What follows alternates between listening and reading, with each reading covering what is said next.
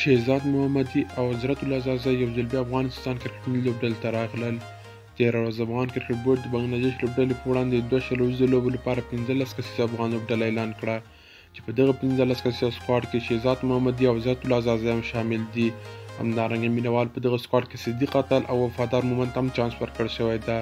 مخکې له دې نه مینوال زه تاسو دغه 15 کسیزه سکواډ په هکله معلومات درکوم چې کوم لوبغاړي پکې شامل دي.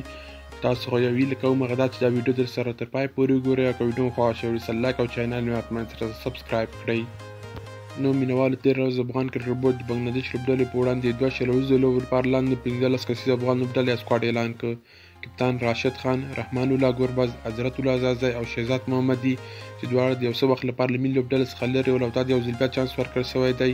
ابراهیم ځدران ته هم په دغه لوبډله کې چانس ورکړل شوی دی. محمد نبي ساخیل، نجیب الله ځدران، صدیق اتل ته مینوال په دغه لوبډله کې چانس ورکړل شوی چې افغان مینوال غوښتنه دا وه چې صدیق اتل ته باید چانس ورکړي او دا د چانس یې ورکړی دی. کریم جنت ته هم چانس ورکړل شوی دی. عظمت الله عمرزی، فضل الحق فارقي، نوین الحق، وفادار مومند ته مینوال په دغه لوبډله کې چانس ورکړل شوی دی. وفادار مومند تر څنګ په دغه لوبډله کې فرید احمد ملک ته هم چانس ورکړل شوی دی. نور احمد او مجيب الرحمن ځدران هم په دغه سکواډ کې شامل دي. نو مینوال دغه سکواډ چې افغان کرکټ بورډ د بنګلادیش لوبډلې په وړاندې د 2 شلویزو لوبو لپاره ټاکلی دی.